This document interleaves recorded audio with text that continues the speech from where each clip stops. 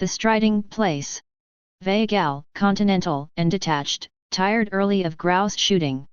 To stand propped against a sod fence while his host's workmen rooted up the birds with long poles and drove them towards the waiting guns, made him feel himself a parody on the ancestors who had roamed the moors and forests of this West Riding of Yorkshire in hot pursuit of game worth the killing. But when in England in August he always accepted whatever proffered for the season, and invited his host to shoot pheasants on his estates in the south.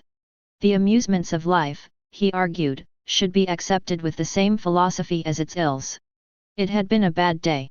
A heavy rain had made the moors so spongy that it fairly sprang beneath the feet. Whether or not the grouse had haunts of their own, wherein they were immune from rheumatism, the bag had been small. The women, too, were an unusually dull lot, with the exception of a new-minded debutante who bothered Vehicle at dinner by demanding the verbal restoration of the vague paintings on the vaulted roof above them. But it was no one of these things that sat on Vehicle's mind as, when the other men went up to bed, he let himself out of the castle and sauntered down to the river. His intimate friend, the companion of his boyhood, the chum of his college days, his fellow traveller in many lands, the man for whom he possessed stronger affection than for all men, had mysteriously disappeared 2 days ago, and his track might have sprung to the upper air for all trace he had left behind him. He had been a guest on the adjoining estate during the past week, shooting with the fervour of the true sportsman, making love in the intervals to Adeline Cavan, and apparently in the best of spirits. As far as was known there was nothing to lower his mental mercury, for his rent roll was a large one. Miss Cavan blushed whenever he looked at her, and, being one of the best shots in England, he was never happier than in August. The suicide theory was preposterous, all agreed, and there was as little reason to believe him murdered. Nevertheless, he had walked out of March Abbey 2 nights ago without hat or overcoat, and had not been seen since. The country was being patrolled night and day. 100 keepers and workmen were beating the woods and poking the bogs on the moors, but as yet not so much as a handkerchief had been found. Vehicle did not believe for a moment that Wyatt Gifford was dead, and although it was impossible not to be affected by the general uneasiness, he was disposed to be more angry than frightened. At Cambridge Gifford had been an incorrigible practical joker, and by no means had outgrown the habit. It would be like him to cut across the country in his evening clothes, board a cattle train, and amuse himself touching up the picture of the sensation in West Riding. However, Vehicle's affection for his friend was too deep to companion with tranquillity in the present state of doubt, and, instead of going to bed early with the other men, he determined to walk until ready for sleep. He went down to the river and followed the path through the woods. There was no moon, but the stars sprinkled their cold light upon the pretty belt of water flowing placidly past wood and ruin, between green masses of overhanging rocks or sloping banks tangled with tree and shrub, leaping occasionally over stones with the harsh notes of an angry scold, to recover its equanimity the moment the way was clear again. It was very dark in the depths where Vehicle trod. He smiled as he recalled a remark of Gifford's: an English wood is like a good many other things in life, very promising at a distance, but a hollow mockery when you get within. You see daylight on both sides, and the sun freckles the very bracken. Our woods need the night to make them seem what they ought to be, what they once were, before our ancestors' descendants demanded so much more money, in these so much more various days. Vehicle strolled along, smoking, and thinking of his friend, his pranks, many of which had done more credit to his imagination than this, and recalling conversations that had lasted the night through. Just before the end of the London season they had walked the streets one hot night after a party, discussing the various theories of the soul's destiny.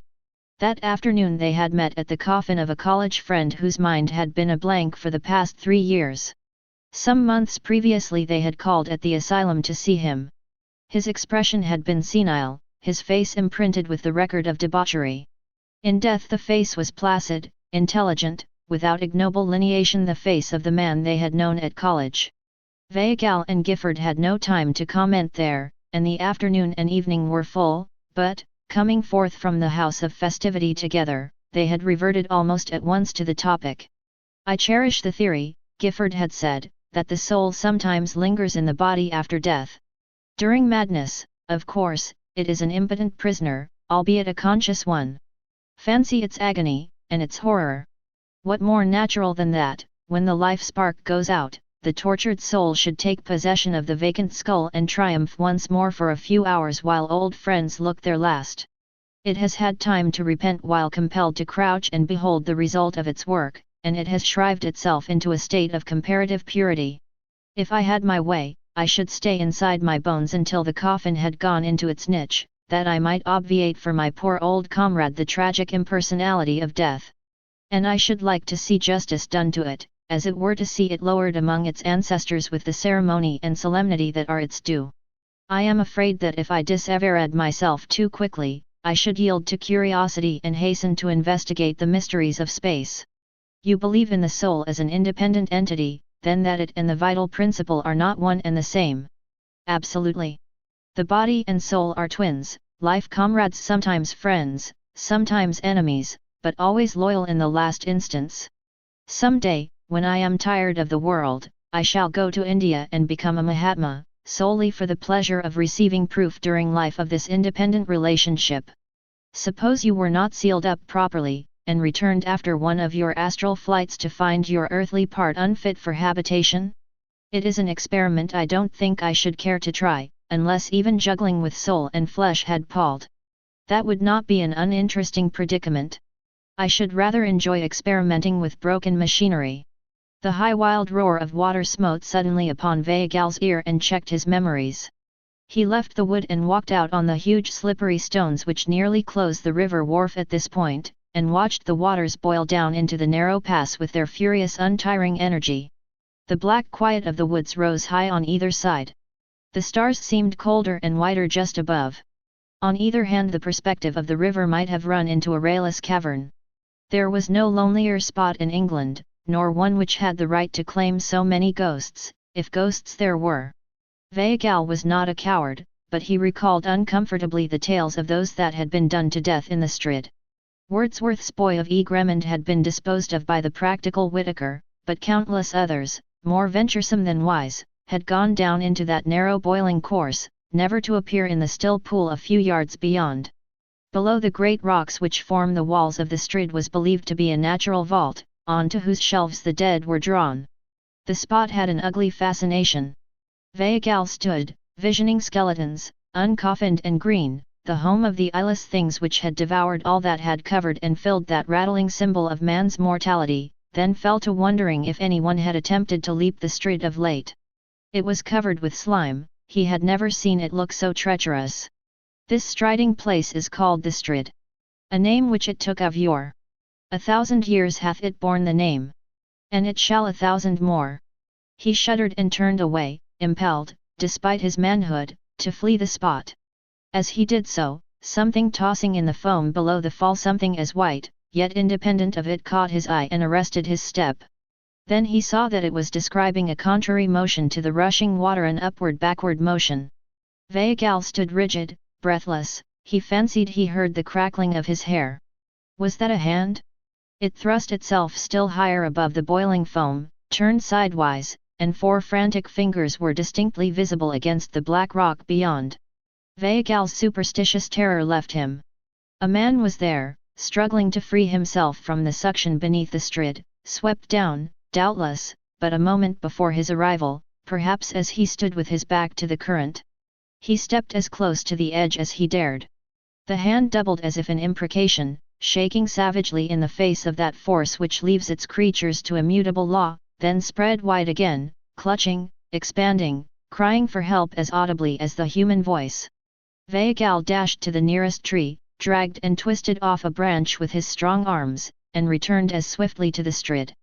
The hand was in the same place, still gesticulating as wildly. The body was undoubtedly caught in the rocks below, perhaps already halfway along one of those hideous shelves. Weigall let himself down upon a lower rock, braced his shoulder against the mass beside him, then, leaning out over the water, thrust the branch into the hand. The fingers clutched it convulsively.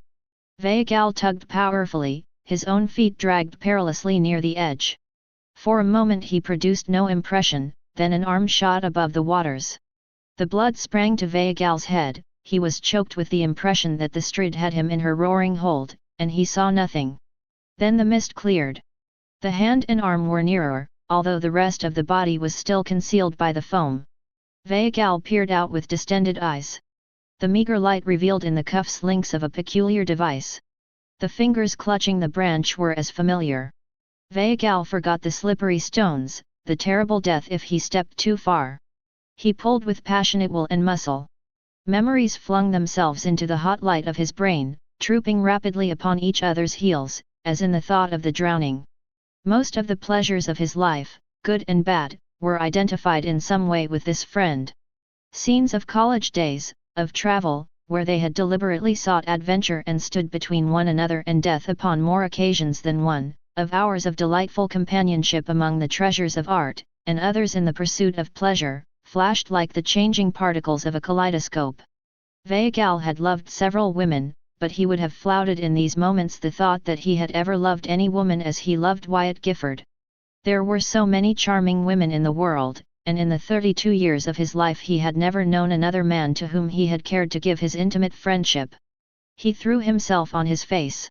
His wrists were cracking, the skin was torn from his hands. The fingers still gripped the stick. There was life in them yet. Suddenly something gave way. The hand swung about, tearing the branch from Vagal's grasp.